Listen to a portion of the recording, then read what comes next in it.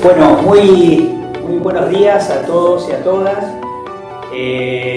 Un gusto nuevamente de estar encontrándonos alrededor del curso de verano que este año 2021, digamos, ha estado dedicado nada más ni nada menos que a una digamos, conversación, a una discusión, a una puesta en debate de cómo integrar el sistema de salud, lecciones aprendidas durante la pandemia.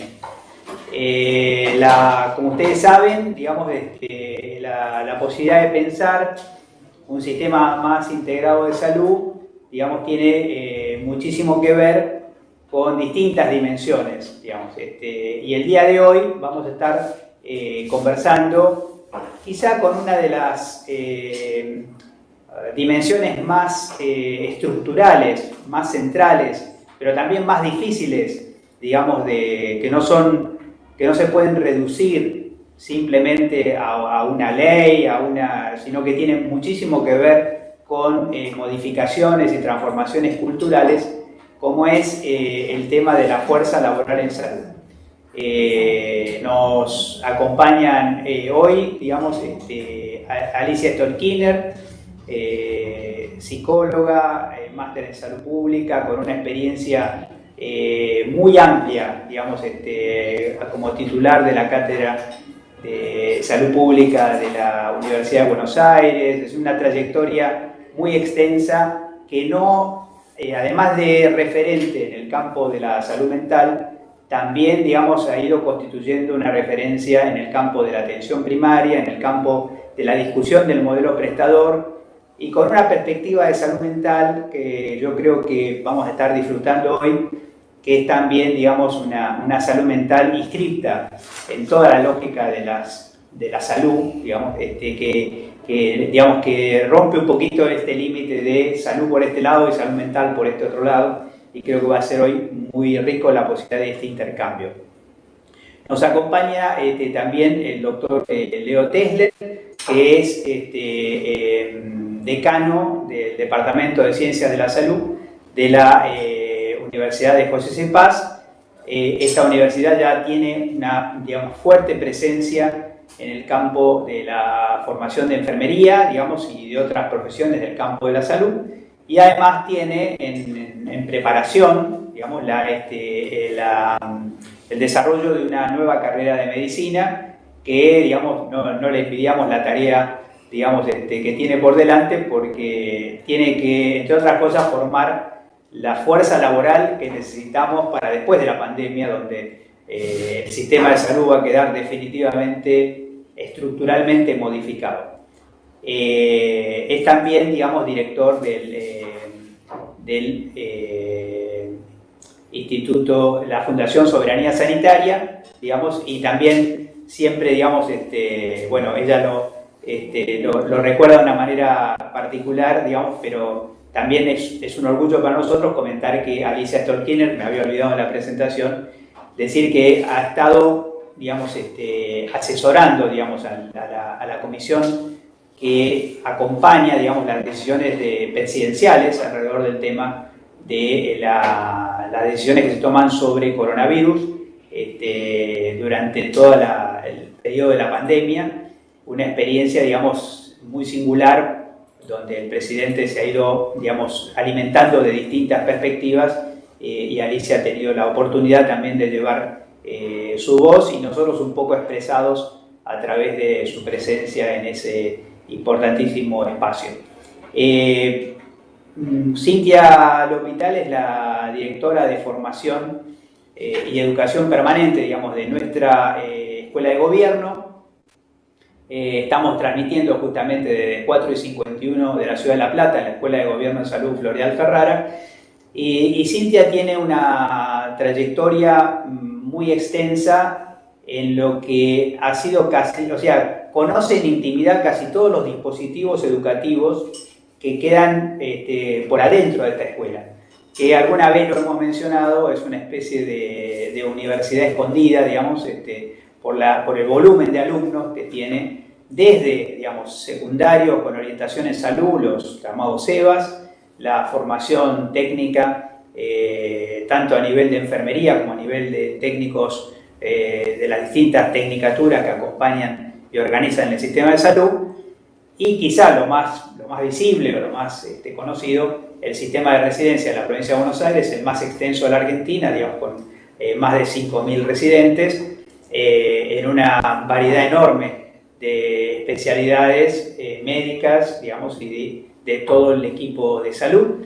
Y bueno, esto nos da a nosotros un poquito la característica, digamos, de lo que vamos a poder estar trabajando, digamos, durante el día de hoy. Les permite anticipar a ustedes por dónde van a ir nuestros debates del día de hoy. En relación al tema del curso, quisiera mencionar que ustedes hemos mencionado, pero voy a reiterar, este curso no tiene bibliografía por encuentro, digamos, sino que la bibliografía que va a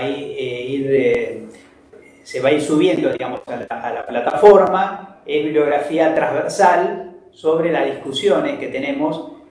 Básicamente lo van a encontrar ustedes, casi toda la bibliografía está orientada a qué sistema de salud tenemos, digamos, porque, y también, con toda sinceridad, qué sistema de salud teníamos hasta el 2019, porque no existen, que yo conozca, digamos, trabajos que hoy sistematicen, digamos, la reacción del sistema de salud a la pandemia, digamos. Por lo menos yo no tengo documentado o registrado, digamos, textos que ya tomen, digamos, estas modificaciones.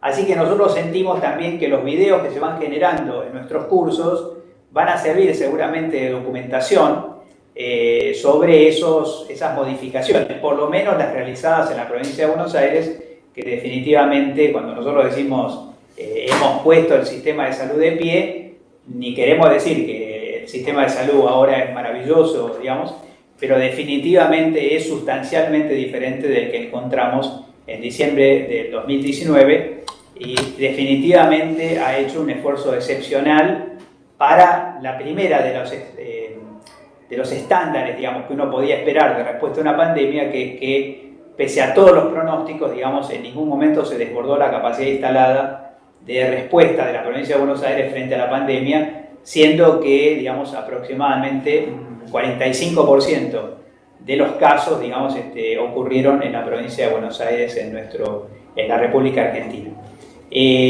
Cintia tiene también una importante militancia en el campo de la medicina general. Digamos, ustedes saben que es un debate muy fuerte que se da por dentro, la tendencia digamos, cómo compensar la tendencia a la sobreespecialización, digamos, más de 80 especialidades, digamos, y poner el cuerpo al revés, digamos, literalmente hablando, los médicos generalistas en la Argentina, digamos, están poniendo el cuerpo para compensar la tendencia a la sobreespecialización, y esto es una tarea no es una tarea de un mes, de un año, digamos, para el caso de Cintia, yo diría de toda la vida, digamos, profesional. Así que es un gusto para nosotros también traer la mirada de la medicina general a un cargo tan importante como esta dirección.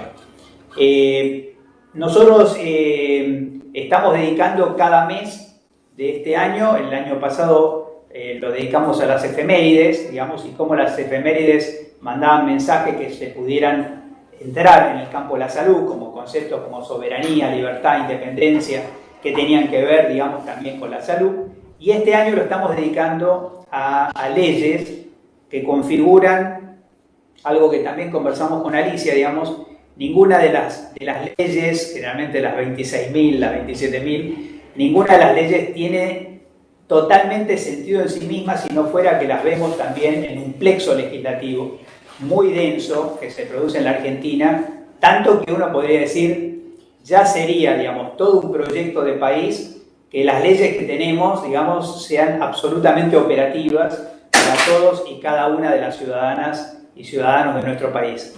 Dentro de eso hemos elegido para el mes de febrero, digamos, la ley que se conoce, no tiene ese nombre, pero se conoce popularmente como la ley de los 1000 días, digamos, que vino acompañando, digamos, salió casi simultáneamente, o casi no, simultáneamente, con la ley de IBE, digamos, y que produce una serie digamos, de nuevos territorios de intervención del Estado, incluso en salud, que vamos a pasarlo en el intervalo, digamos, el PowerPoint con los principales rasgos de esa ley. Pero, y también podemos quizá comprometer a Leo, que además nos mencioné que es médico psiquiatra, a Leo y a Alicia, para comentarles, ahora se van a enterar ahora mismo, que el mes que viene lo vamos a dedicar, por la vinculación con el 24 de marzo también y derechos humanos, todo el mes a la ley de salud mental, digamos, que nos parece que es otro hito fundamental en una nueva construcción de ciudadanía en nuestro país. Nosotros,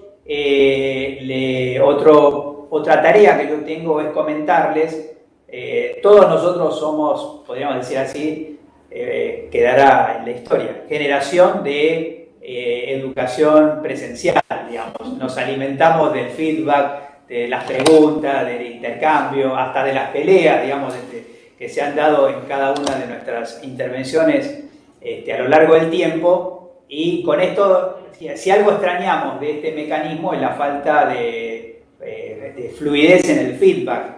Así que les pedimos encarecidamente, créanme que nos ayudan enormemente si ustedes, digamos, nos envían mensajes por el chat, tanto el chat de los que estén en este momento en el Webex, como los que estén en este momento en el canal de YouTube, digamos, porque de los dos lugares podemos traer preguntas, intervenciones, comentarios por parte de ustedes, como para ir enriqueciendo la jornada de trabajo que vamos a tener el día de hoy.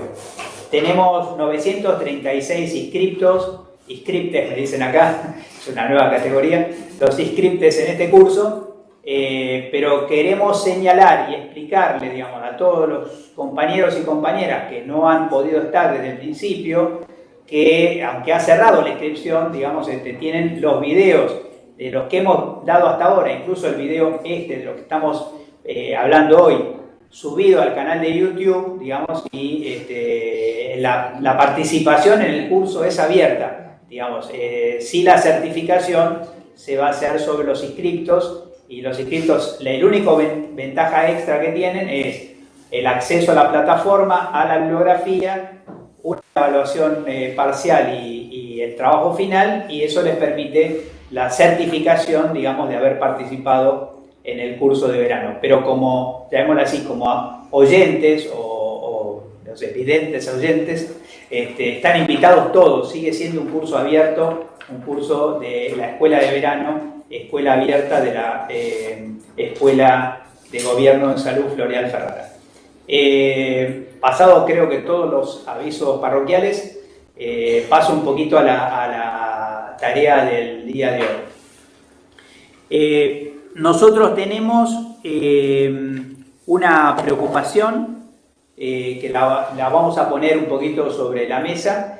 Se nos ocurrió usar como un esquema como si fuera el de ciclo vital, podríamos decir así. Entonces, digamos, la fuerza laboral en salud tiene una etapa, digamos, de formación, si quieren, uso la metáfora de prenatal, digamos así, digamos que es justamente la etapa de pregrado, otro dice no es pregrado, es grado, digamos, donde uno finalmente obtiene, digamos, la credencial que le permite ser profesional de salud o técnico de salud.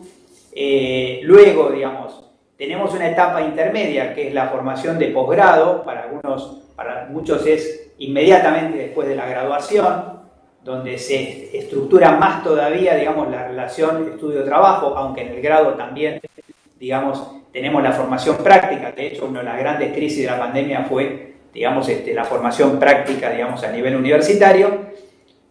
Luego tenemos, si se quiere, digamos, la etapa de ciclo vital, que va desde el ingreso al puesto de trabajo, digamos, hasta la jubilación, un tema también bastante curioso en salud, digamos, algunos colegas no se jubilan nunca, digamos, pero digamos, se supone que hay un ciclo que termina, digamos, con la jubilación, pero en el campo de la salud, la verdad que en algún sentido seguimos vinculados a la salud, digamos, más allá de la jubilación, y ahí también queda un poquito definido, digamos, el tema de en qué modelo prestador nos inscribimos, digamos. Ahí vamos a dividir, si les parece, y comparto un poquito con la mesa, como dos partes, si se quiere.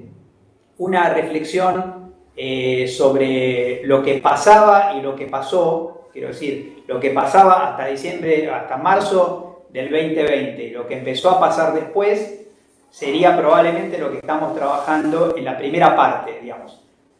Con cierto énfasis le estamos pidiendo a Leo que nos hable bastante de este proceso prenatal, a Cintia que nos hable más del proceso de posgrado de preparación para ingresar al mundo laboral, pero que ya un poco uno ya está dentro, digamos, como es el caso de las residencias.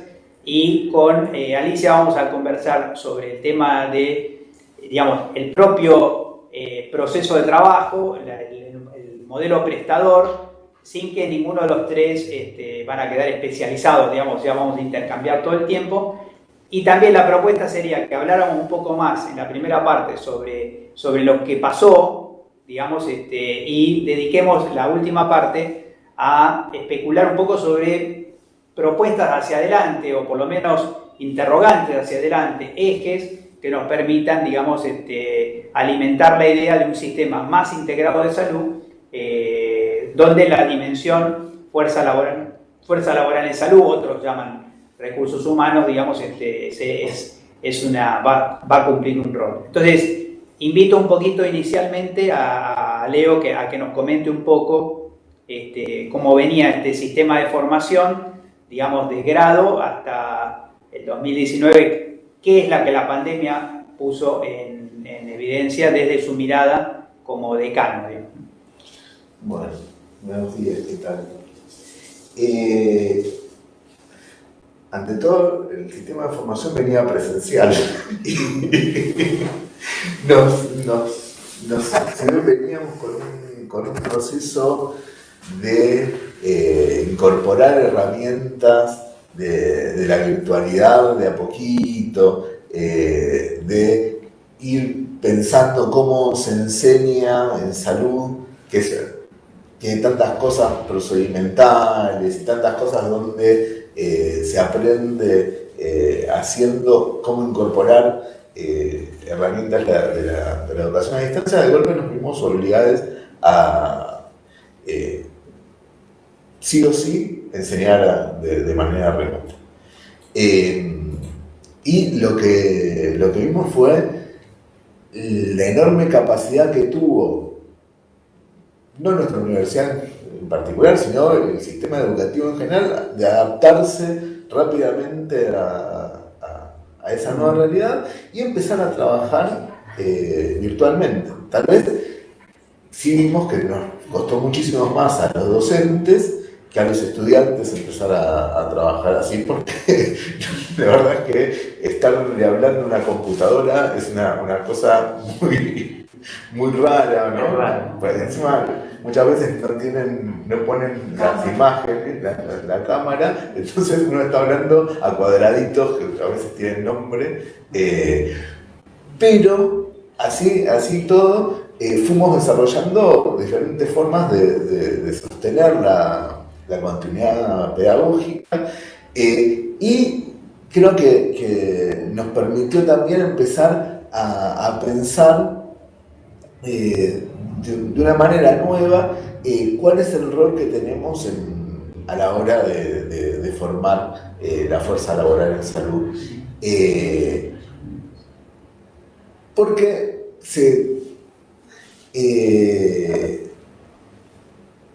muchos preconceptos que nosotros veníamos repitiendo, muchos conceptos que veníamos repitiendo sin cesar, la pandemia los tiró por el piso. Uno, por ejemplo, es la famosa transición epidemiológica. En casi todas las clases de salud pública se repetía que ahora la gente se muere de enfermedades crónicas no transmisibles, que ya no son un problema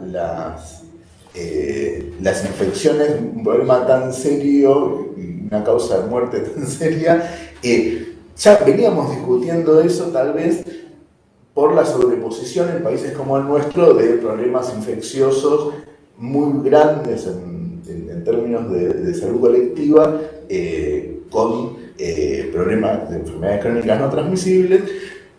Veníamos escuchando las advertencias de la posibilidad de que cobrasen mucha importancia las infecciones, pero las infecciones bacterianas por la resistencia a antibióticos, y de golpe vimos que la gente se estaba muriendo de a cientos de miles en el mundo por un virus. Eso nos obligó a quienes enseñamos, a quienes aprendemos, al menos poner en cuestión los textos que venimos trabajando, y tal vez vimos una evidencia clara de lo frágil y lo cuestionable que tiene que ser el conocimiento de salud. Como no sirve pensar en una formación enciclopédica, no sirve pensar en repetir lo que dicen los tratados, no sirve tomar un modelo y reproducirlo, porque es indispensable para poder formar a la fuerza laboral en salud, ver qué pasa, ¿no? Tener un diagnóstico propio de la realidad en la que estamos habitando, y en función de eso empezar a trabajar. Qué bueno. Leo bueno, por supuesto que, como decíamos antes, todos estamos haciendo docencia, digamos, a mí me llamó la atención que en Gran Bretaña, los ingleses miden todo, así que digamos, tienen registrado para el año próximo, digamos, que aumentó 3 veces la demanda para estudiar enfermería en Gran Bretaña. Una cosa que, digamos, pero resulta que ayer, conversando con la gente de la Universidad Nacional de La Plata, también están medios en esa... ¿Vos tenés registro también de que están aumentando las vocaciones para estudiar salud, carreras de salud? Sí, especialmente enfermería. Nosotros tenemos un aumento del 2019, perdón, la inscripción 2020 a 2021 del 80% de la inscripción. De más vocaciones, digamos, de más inscriptos, tenemos un 80% más de personas inscritas para estudiar enfermería que el año pasado.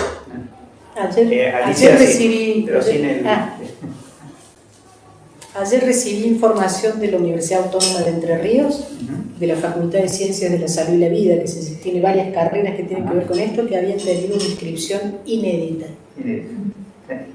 Como no estaba especificado por carrera, o yo no lo leí porque leí muy rápido la información, pero digo, me parece que es una tendencia. Qué responsabilidad tenemos por delante. 35.000 anotados para el curso de vacunadores. Bueno, comentar un poquito, porque y de paso ya vamos entrando en la presentación de Cintia, pero nos agrega un dato muy interesante de lo que nos pasó acá con el curso de vacunadores. ¿Querés contarle un poquito? Sí, la convocatoria del curso que se dio para preparar a los vacunadores de esta campaña inédita que también tenemos, tuvimos colapso del sistema. Empezamos primero por las estudiantes de tercer año de nuestras carreras de enfermería, como digamos primer foco, y empezó a superar y a colapsar, y cada vez tuvimos que abrir, y tenemos aproximadamente 35.000 personas que han hecho en la provincia de Buenos Aires el curso de vacunadores, que después hicieron su entrenamiento práctico en las regiones sanitarias, pero además, estudiantes de carreras de salud de los últimos años, ahora se están incluyendo justamente las universidades como lugares de vacunación, así que es impresionante. Sí, la verdad que el compromiso que mostraron nuestros estudiantes de todas las universidades es emocionante. Están en la campaña de vacunación, en los centros de telemedicina, estuvieron participando en diferentes lugares en operativos también de detección territorial. Aclaremos un poquito más eso, Leo, por ahí también como puente con Cintia, digamos que, porque creo que no todo el mundo sabe que no está dentro de la universidad, una especie de paradoja, digamos, que mientras el sistema educativo, por indicación del Ministerio de Salud, de Educación de la Nación, paralizó las prácticas, al mismo tiempo, digamos, se multiplicaron los voluntariados universitarios. Entonces, digamos, los mismos estudiantes que no podían hacer práctica estaban haciendo voluntariado en las tareas más difíciles, a veces vinculado a detección casa por casa. Bueno, no sé si querés comentar algo sobre eso. Bueno, básicamente eso, se empezaban a generar voluntariados porque estaba la responsabilidad que tiene el sistema universitario nacional para con la comunidad donde está emplazada, y después una presión muy grande que sentimos por parte del estudiantado nuestro que quería participar en la lucha contra la pandemia. Y nos vimos con cientos y cientos de personas que se inscribían para ver cómo colaboraban. Después lo que empezamos a ver desde las universidades es ver eso, cómo se reconoce, además del agradecimiento, cómo se reconoce en términos académicos, cómo se puede transformar en cumplir objetivos curriculares, ¿no? Porque vemos desde el acompañamiento de adultos mayores durante los momentos más complicados del AMPO, el seguimiento telefónico de las personas que tenían que estar aisladas, que tienen que estar aisladas, la vacunación, el triage en diferentes lugares, ¿no?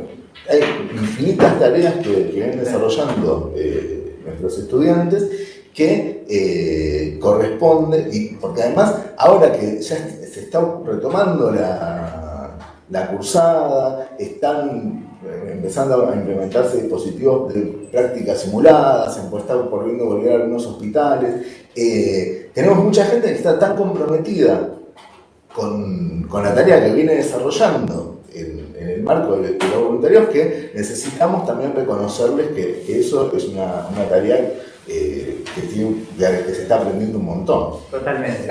Ya quedó un poco incorporado la idea de que esa práctica tenga valor curricular. Sí.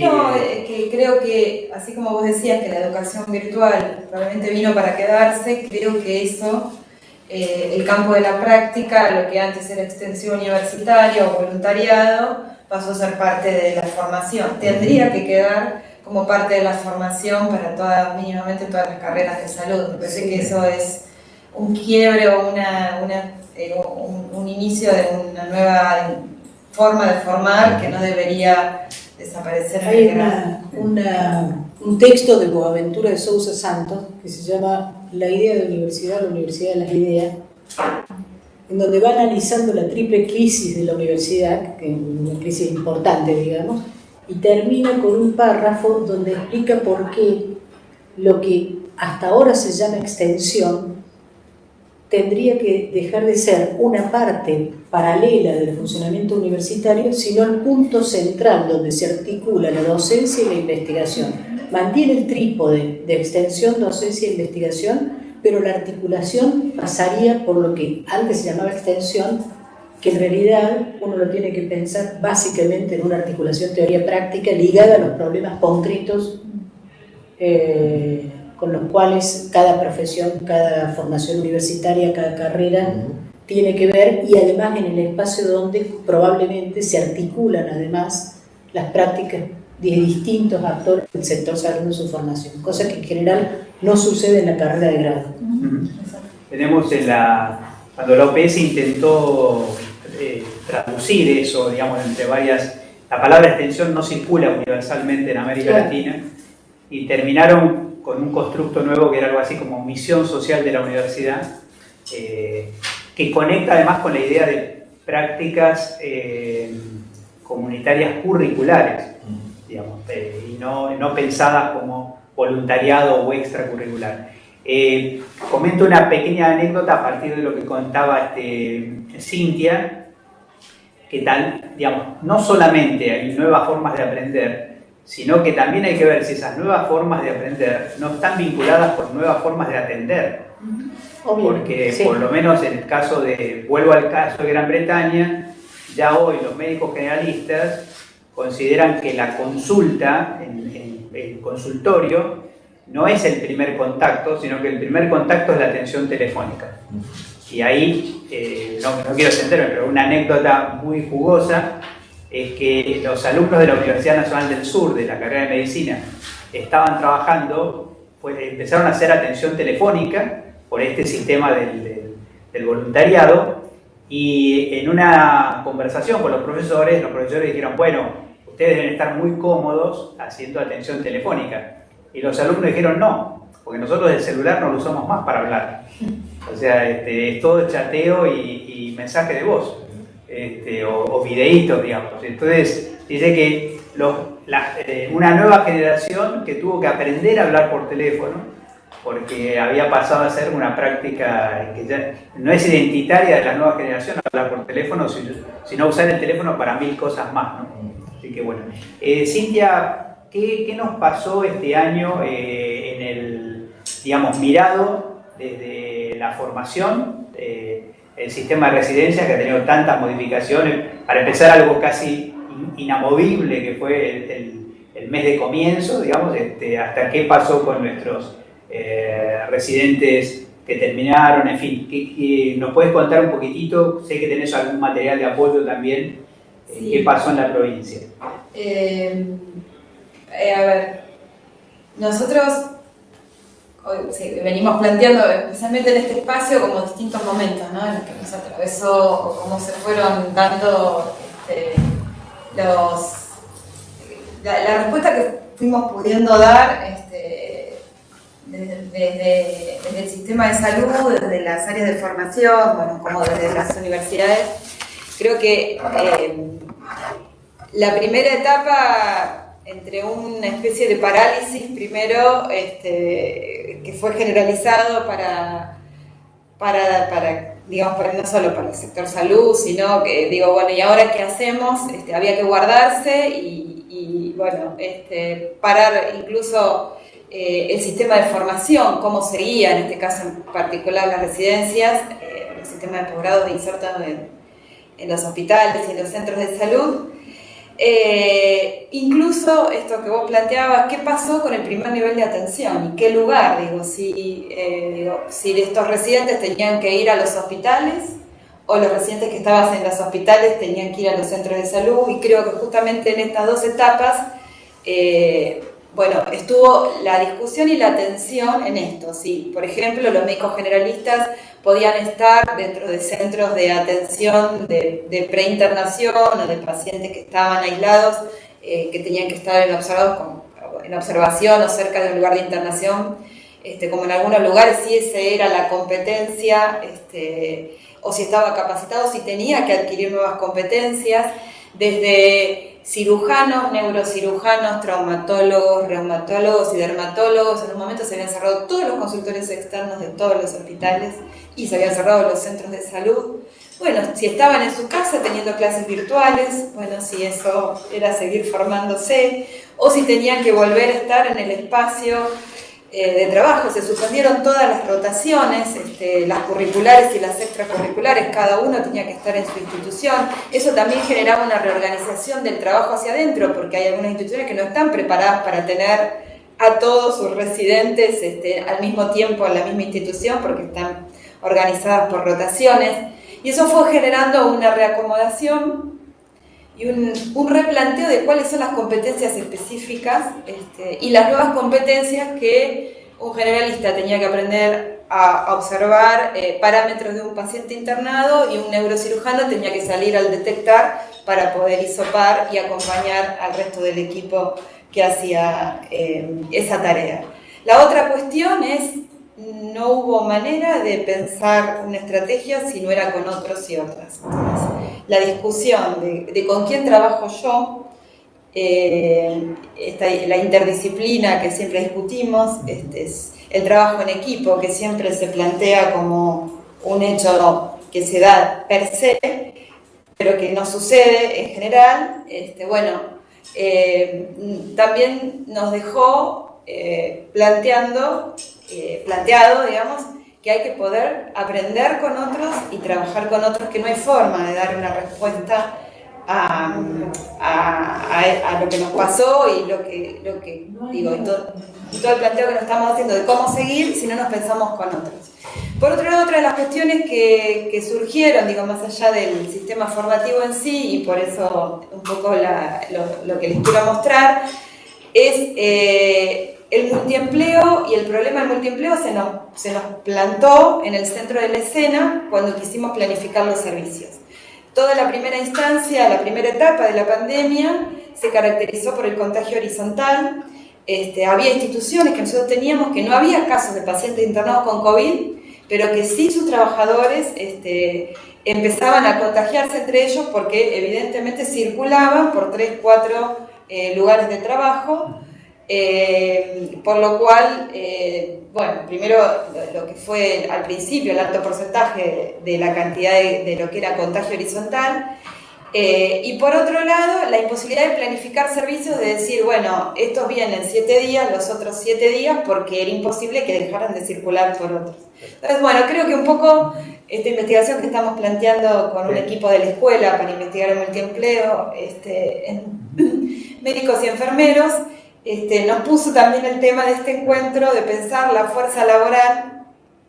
¿Cuánto incide, digo, en una planificación de una política basada en derechos el hecho de que nuestros trabajadores de salud padezcan, desde mi punto de vista, y creo que quizás ustedes padezcan el multiempleo? Digo, no sé cuántos quieren tener entre 4, 5, 6 trabajos en unas 14 horas por día promedio de trabajo, como hay algunos estudios que, digo, yo me he dedicado a estudiar por lo menos el multiempleo de médicos generalistas, y es un hecho de que entre 3 y 4 trabajos es un porcentaje de un 30%, y entre 2 y 3 trabajos más o menos otro 30%, o sea, es un tema, y en otras especialidades mucho más especializadas, este multiempleo se multiplica, ¿no?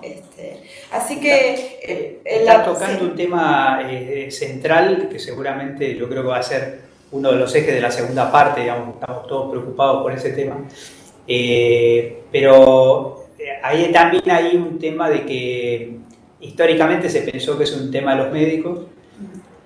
Vos mencionabas también el tema de imposible de cambiar, porque claro, hay una inercia del sistema. Tenemos verificado que enfermería tiene también un peso de multiempleo importante, y que además una sutil diferencia, algo llamativo, que los enfermeros hombres tienen más multiempleo que las enfermeras mujeres. Pero quizá te quería preguntar, porque una de las cosas que nos pasó acá en el curso, digamos, hasta ahora, es que cuando hablamos de quizás deberíamos ir hasta un sistema nacional más integrado de salud, digamos, y aparece la pregunta rápidamente, ¿por qué nacional en un país que es federal, digamos, ¿no?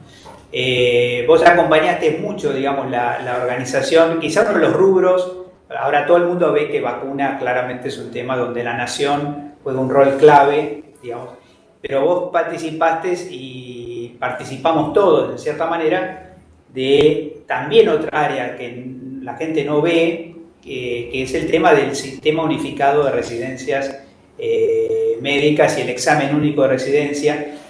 Yo tengo la idea, pero te la quería preguntar, digamos, quizá la primera gran medida nacional en términos de recursos humanos fue la prolongación de la residencia por 4 meses. ¿Podríamos pensarlo así? Sí, yo creo que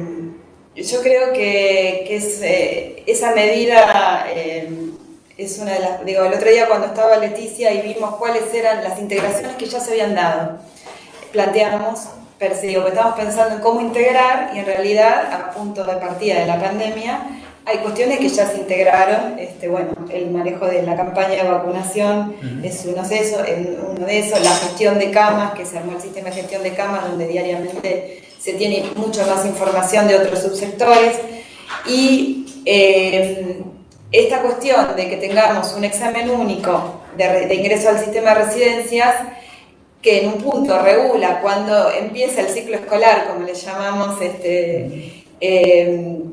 tomó una decisión que hizo para todo el país que los residentes más experimentados se quedaran dentro del sistema de residencias y que los que iban a ingresar en un momento crítico, que necesitaban acompañamiento, formación y experiencia, tuvieran que esperar. Y la otra cuestión, hoy lo discutimos un poco antes de entrar acá al curso, es que el sistema público es el formador, no voy a decir natural, es el formador por política pública del sistema de posgrado de Argentina. O sea, entre todos los cupos nacionales, los de la Ciudad de Buenos Aires, los de la provincia de Buenos Aires, que son la mayor cantidad de cupos, aproximadamente 1.500 cada jurisdicción, más algunas provincias, digamos, que tienen cupos propios, llámese Santa Fe, Neuquén, Salta, no son todas las provincias que ofrecen residencias propias. Nosotros formamos a todo el posgrado, digamos, todo el Estado nacional y provincial, y de algunas provincias y de la ciudad, son los que financian y forman al recurso humano, a la fuerza laboral en salud de Argentina. Entonces, para todos los subsectores. Para todos los subsectores. En nuestra provincia de Buenos Aires, en particular, el subsector privado tiene una incidencia mínima de menos del 10% de la cantidad, quizás más llevándolo a lo médico, ¿no? Y por otro lado, el sistema nacional de residencias, cuando me refiero a nacional, hablo de federalmente, ¿no?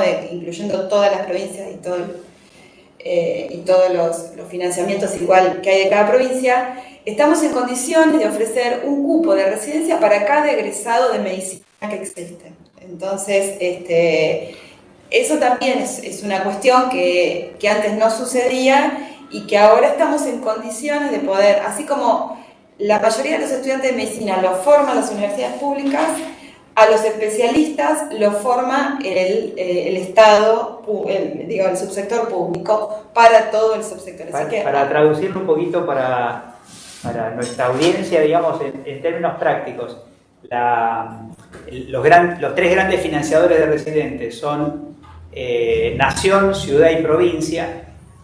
Luego algunos aportes de alguna provincia, pero casi todas las provincias que tienen residencia lo hacen con financiamiento de nación, excepto Cava y provincia de Buenos Aires. Las residencias, hoy estaríamos en condiciones, si la residencia fuera obligatoria, no habría que agregar ningún cupo. O sea, tenemos suficiente cupo y la paradoja en este momento es que incluso hay residencias que quedan vacantes, o sea que no se llenan los cupos. Y como señalaba Cintia, digamos, también enfatizar que un acuerdo nacional, antes era solo el examen, pero acá hubo un consenso nacional de todos los directores de recursos humanos de todas las provincias, por lo cual se extendió la residencia. Entonces ya no es solamente el examen único, sino es una política unificada, y todas las provincias del país se quedaron 4 meses, los peores 4 meses de la pandemia, con los mejores residentes, o de los residentes de cuarto año, de tercer año, los que ya estaban más formados, extendieron su presencia con 0 conflicto laboral. Una cosa muy importante, porque yo como residente podría haber dicho por qué, digamos, bueno, si no me extendía esos 4 meses no me daban la certificación. Todos se quedaron, digamos, universalmente, y permitió entonces que cuando los nuevos residentes ingresaban, encontraron un sistema de salud maduro, digamos, en condiciones donde incluso después podemos ver también cómo cayó la curva el porcentaje de contagios de personal de salud, digamos, desde los primeros meses a los últimos meses de la pandemia. Ahora, sobre si es imposible, quería provocar un poco para contarles que en el caso de China, digamos, que es este país que no es democrático, para decirlo en términos comparativos internacionales rápidamente, China internaba al personal de salud en los hospitales.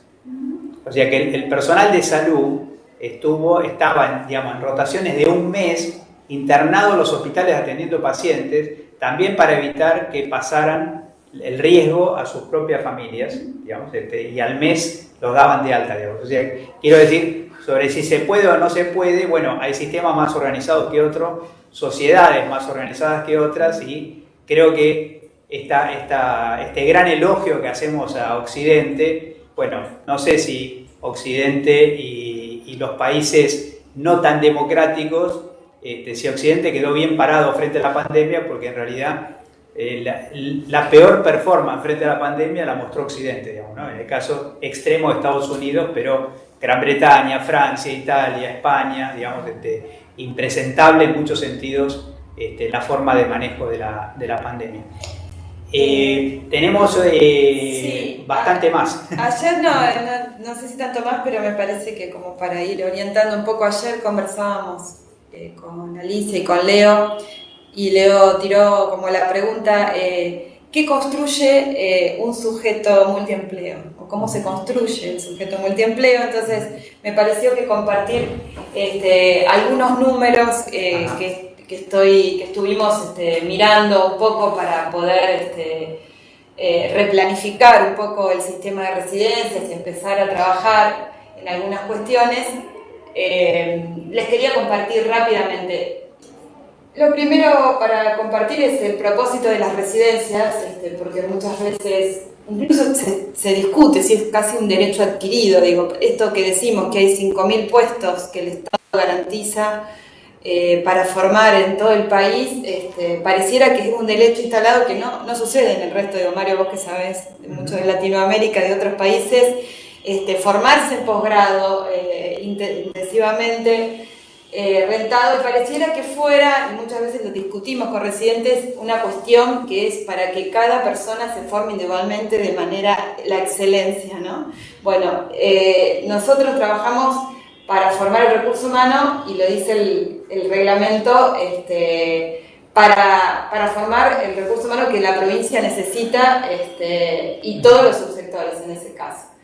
Entonces, trabajamos sobre estas tensiones que se dan desde el punto de vista de la formación entre la calidad y las demandas del sistema. Ahora, las preguntas que creo quizás nos podríamos hacer es ¿a qué le llamamos calidad y a qué le llamamos demanda del sistema? ¿Sobre qué modelo o sobre qué? En general esto se da porque, bueno, cuánto atiendo y cuánto tengo clase, esta distinción, si lo académico y lo práctico, el peso de cada una de esas instancias. Y nosotros, de verdad, digo, a lo largo de todas estas discusiones que venimos planteando en la escuela, estamos pensando qué es la calidad y cuál es el modelo. Entonces, para pensar qué es lo que se da en un proceso de formación y cómo podríamos incidir en él para poder pensar en este sujeto que estamos formando, ¿no? Que si va a ser multiempleo, si pueda poder elegir otra cosa. Bueno, ¿en qué paradigma? Digo, si el paradigma biomédico, la vigencia del paradigma biomédico instalado todavía en todo el campo, ¿no? Por lo menos de la salud, y no solo de la salud. Si estamos formando elites y cuáles son los capitales en juego, estamos con muchos reclamos de quién se adapta al sistema y quién no se adapta, el sistema militarizado, las situaciones de violencia, digo, esto permanentemente circula, hospitales de excelencia, hospitales de primera, hospitales de segunda, donde tiene digamos, prestigio formarse, sigue siendo en los grandes centros. ¿Qué pasa con el interior? Nosotros tenemos una distribución de residentes, el 70% está digamos, cerca de La Plata y del conurbano, y el 30% lo tenemos en el interior, ¿no? Eso para algunos de los números. Y la otra cosa es el mercado de trabajo y cómo inciden las elecciones en función del mercado de trabajo y del proceso de producción de servicios o de la organización del modelo de atención. Para graficar esto, un poco el mapa de especialidades del país, a nivel nacional hay aprobadas solamente digo yo, 69 especialidades médicas estamos hablando. La provincia de Buenos Aires tiene 75 especialidades médicas, pero si nosotros vemos total país, hay 148 especialidades médicas registradas. Digo, hay provincias que tienen más, provincias que tienen menos. Digo, pero me parece que esta es una de las discusiones que creo que incluso en este momento con las aperturas de residencia y las nuevas especialidades que nos presentan, con los posgrados y los nuevos postítulos, las posbásicas, digo, ¿cuánto necesitamos de todo eso? Esto es la distribución de cuántos se inscriben para cada especialidad. No sé si lo van a poder ver, pero bien, pero si se fijan, medicina general, a ver si la encuentro, ahí está, la tercera, hay 0,5 postulantes por cada cupo, ¿no? En cambio, si hay oftalmología, 4,4 por cada cupo. Esto es del 19, es a nivel nacional, la inscripción para el examen único. Lo paso rápido, solo para que pensemos un poco estas cuestiones y que solemos repetir cupos por ahí sin discutir cuáles son nuestras políticas en relación a qué recurso humano, qué fuerza laboral estamos formando. Este es el mapa, algunos números, 5.000, casi 500 residentes, 5.434 jefes, 90 especialidades. Nosotros ya estamos ofreciendo 90 especialidades. Tenemos 31 entre básicas y posbásicas, tenemos 59 especialidades básicas, 31 especialidades posbásicas, ¿sí? Y tenemos una distribución de 130 sedes, o sea, estos son hospitales, centros de salud, hospitales provinciales, hospitales municipales. Fíjense la diferencia entre sedes de primer nivel y hospitales. En hospitales tenemos 101 sedes y en primer nivel tenemos 21 sedes. Otra cosa para pensar es qué lugar ocupa el primer nivel de atención como escenario de formación, digo, en relación a prestigio académico y reconocimiento de los trabajadores y esos equipos que trabajan ahí como docentes o como posibles formadores o formación académica. Bueno, esta es la distribución por regiones sanitarias. Si ustedes ven, la región 11 está por ahí, que es acá, La Plata, es la que mayor cantidad de residentes tiene los hospitales de alta complejidad. Bueno, en el interior tenemos muy pocos residentes, son las regiones que están más arriba. Este es otro análisis que estamos haciendo, cuál es la distribución de cupos en relación a especialidades médicas básicas y prioritarias. Si nosotros vemos entre estas que tomamos, algunas definidas por COFESA en algún momento, menos de la mitad del total de los cupos que ofrecemos responde a las especialidades prioritarias y básicas, que son las que después menos se anotan también, digo. Bueno, esta es la distribución, hoy hablábamos también de cuántos cupos se ofrecen en relación a especialidades médicas y de otras profesiones del equipo de salud. Si vemos acá en la provincia de Buenos Aires, psicología es la segunda profesión que tiene 252 cupos, esto era del año pasado, ¿no? Y bioquímica y trabajo social. En este sentido, con el tema de salud mental, estamos trabajando en armar residencias de salud mental. Bueno, después hablamos de la propuesta, pero para pensar trabajo social, psicología y psiquiatría como un único campo, ¿no?, de formación conjunta, al menos esas tres. Bueno, hablamos de cuál es la calidad en función de la calidad y cómo se traduce en función de este currículum oculto que circula en relación al verdadero modelo de formación, a la atomización en los servicios que sucede de los residentes y qué posibilidades tienen de no replicar, como dice Gastón Campos, de no reproducir el mismo sistema en la formación del que están insertos, y qué nivel de cuestionamiento sobre ese sistema hay que nos permita reflexionar sobre otra posibilidad de formarse, de trabajar y de vivir. Digo, yo doy clase en el grado y siempre hablo, le digo, ustedes tienen que pensar cómo quieren vivir. Y digo, porque si no es la instalación permanente de determinadas cuestiones en la especialidad, en la rentabilidad, en el prestigio, bueno, todas las cuestiones que pensamos que están en juego. Bueno, estas son algunas de las estrategias, pero me parece que las podemos ir charlando. Y un número más que les quería agregar, que es importante, que no está puesto ahí, es que el 72% de nuestros residentes son mujeres. Esto se da en la universidad, lo venimos viendo, se traduce en las residencias, y que el 20% de nuestros residentes son extranjeros. También estamos trabajando en investigación. Estamos empezando una investigación respecto a trayectos de vida de estos migrantes que se mudan a vivir a Argentina. No sabemos si solo para el posgrado y se quedan, si vienen y se van, y cuánto se adaptan a nuestro sistema de formación militarizado. Bueno, aquí tenemos un panorama muy interesante, Cintia, sobre... tenemos, digamos, la secuencia de lo que habíamos mencionado en términos, acá hay un histórico, digamos, de cómo la provincia de Buenos Aires, el sistema de residencia se está moviendo. También Cintia nos adelantó bastante sobre lo que vamos a discutir sobre el modelo prestador, ya está un poco puesto sobre la mesa para que Alicia vaya tomando algunas cosas. Digamos, yo sé que Alicia también aprovecha mucho de lo que se conversa previamente. Y también quería comentar que el dato que me parece complementario es que también por única vez en la historia de la provincia, y que nosotros sepamos de las otras provincias también, se ofreció quedarse en el sistema al 100% de los residentes del sistema. En ese momento graduaban 1.500 residentes y en el mes de octubre se quedaron 1.153 residentes, ex-residentes, digamos así, al terminar su residencia decidieron quedarse con nosotros, fortaleciendo o sea, inyectando a la planta del Ministerio de Salud de la provincia, de los 80 hospitales que tiene la provincia, 1.153 profesionales graduados de nuestras residencias. Es universal, o sea que se le ofreció a todos y a todas las profesiones y categorías profesionales.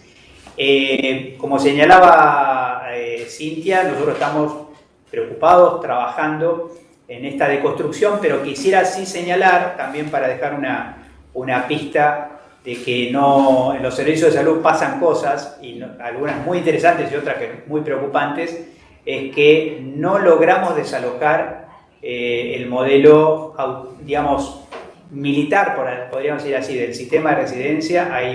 Hay mucha violencia simbólica y no tan simbólica, digamos, por adentro del sistema de residencias. Tiene 1000 ventajas, pero también tiene algunas cosas que necesitamos cambiar, deconstruir, con lo cual hay ritos de iniciación, hay una serie de violencias naturalizadas, digamos, que estamos haciendo un esfuerzo muy grande junto con la Dirección de Violencias del área de salud mental de la provincia para poder modificar. Además, porque como señalaba Cintia, digamos, si hay una corrida tan fuerte hacia la feminización, digamos, de la fuerza laboral que ingresa por la residencia, violencia en la residencia con una planta feminizada es violencia de género, digamos, concretamente, digamos, que es concretamente las nuevas situaciones que casi nunca se visibilizan, digamos, también en otras violencias que pasan en los servicios de salud. Yo creo que tenemos muchísimo material. Le pediríamos una primera reflexión a Alicia, y luego de esa primera reflexión vamos a hacer una pequeña pausa, y después empezamos, si a ustedes les parece bien, al revés, o sea, empezamos por Alicia, después, digamos, una reflexión de Cintia sobre hacia dónde vamos.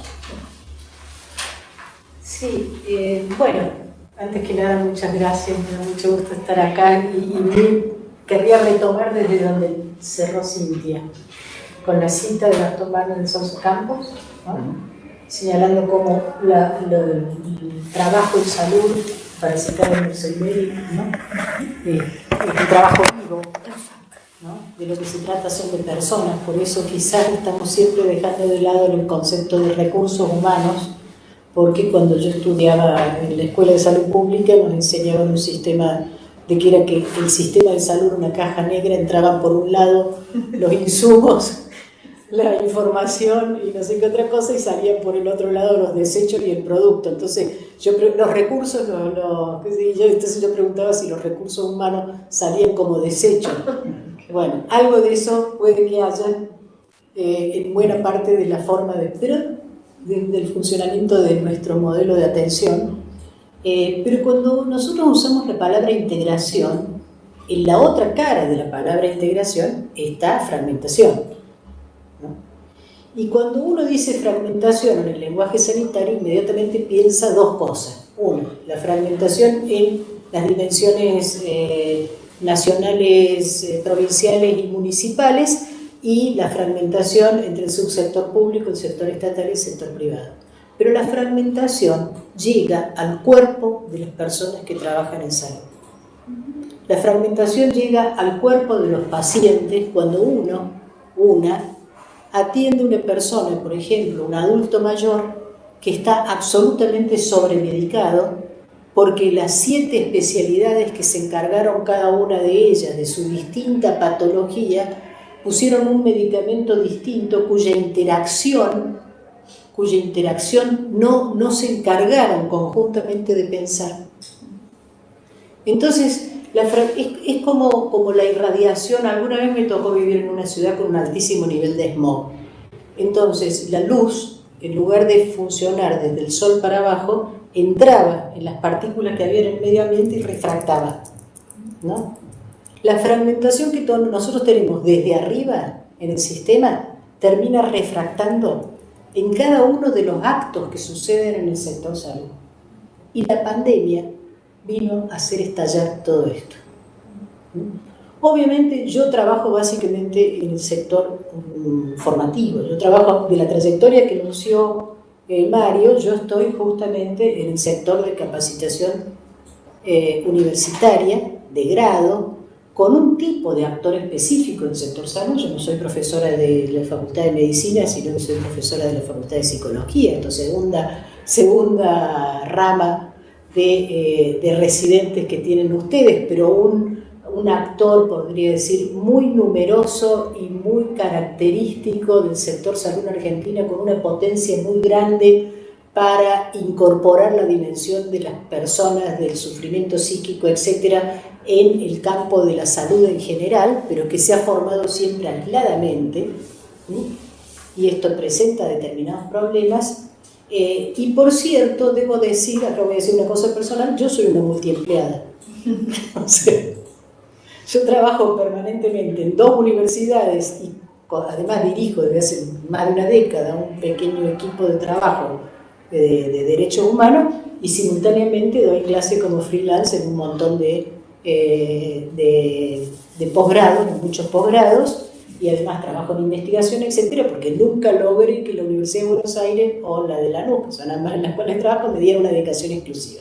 Esto al margen. Entonces voy a tu pregunta, Cintia, que es el problema del multiempleo, ¿no? El problema del multiempleo no es únicamente un problema que hizo estallar la pandemia, mostrando cómo las personas multiempleadas significaban en sí misma una dificultad para mantener un cierto cuidado de la transmisión de la enfermedad dentro de los servicios de salud, generando estos cortes de rotación de personal, etcétera, etcétera.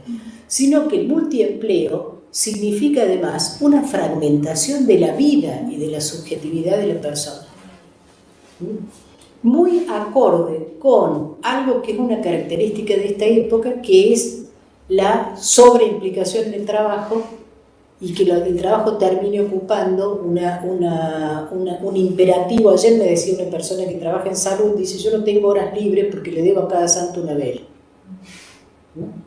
Esa sensación de estar siempre, aún cuando está descansando, está pensando que debiera estar haciendo algo, que creo que es una característica del funcionamiento de la subjetividad de esta época, porque la tendencia es a transformar a cada uno en su propio empleador, digamos, ¿no? Entonces ya no se necesita un control externo, sino que cada uno controla. Está agravado en la pandemia. Agravadísimo.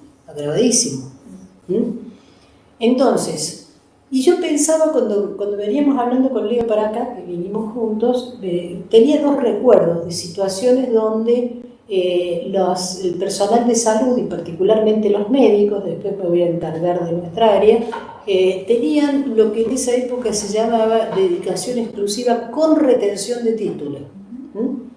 Uno es el Hospital San Miguel Dorado, en el cual trabajamos en investigación desde el 80 y pico hasta finales de los 90, y lo vimos desaparecer ese sistema, y otro era el sistema de salud de Neuquén en su momento, ¿no? donde además tenían un montón de beneficios, era vivienda, viajes para formación, vacaciones pensadas para poder visitar familias que estaban en otro lado, una provincia de la Patagonia que armó un sistema de salud que estaba pensado estaba pensado de esta manera, y para atraer además a profesionales jóvenes que querían una forma de vida que no estaba tan centrada en ganar una fortuna con una especialidad, sino que estaba centrada en vivir quizás en más armonía entre la vida personal, el trabajo, la vocación, el compromiso con la institución, la naturaleza, una serie de planteos que quizás hoy están reapareciendo en las preguntas que se hacen los jóvenes, porque si hay algo que nos obligó la pandemia es a pensar cómo queremos vivir, con quién queremos vivir, en dónde queremos vivir, ¿no es cierto? Para los que tenemos el beneficio de no estar ocupados exclusivamente en pensar cómo sobrevivir, que son muchos, ¿no? Entonces, esto me parece que va a tener un impacto transversal en las formas en que se definen las representaciones socioprofesiográficas, que es la forma en que la gente piensa que es la profesión que elige, ¿no? En psicología, alguna vez, en los años, un estudio de que la mayor parte de los ingresantes de la carrera de psicología habían estado en tratamiento psicológico. Entonces, que había una fuerte identificación con el modelo del tipo de asistencia que habían recibido.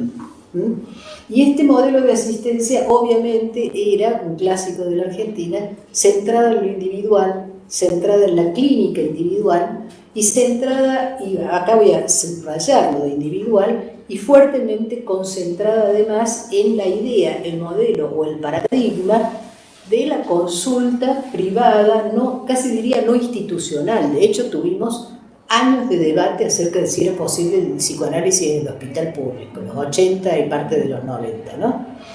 Que creo que esa es otra cosa que la pandemia va a terminar de hacer estallar, porque en los debates de nuestro campo, aún en los debates teóricos y atravesados por otro tipo de debates también, estamos viendo cómo es imposible separar una dimensión colectiva de una dimensión individual en el sufrimiento subjetivo.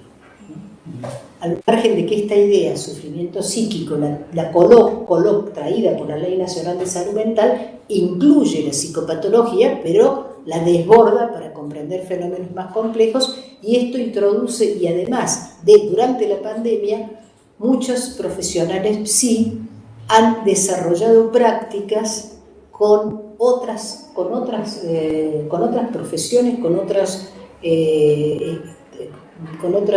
no solo profesiones, sino con otros trabajos también del sector salud en general, que he escuchado una psicóloga muy clínica, con muy buena formación de un hospital municipal, decir: nunca pensé que iba a trabajar con un infectólogo. ¿Y por qué trabajó con el infectólogo? Porque ella se dedicó a pensar cuáles eran las dificultades subjetivas que el personal hospitalario tenía para seguir las normas de bioseguridad.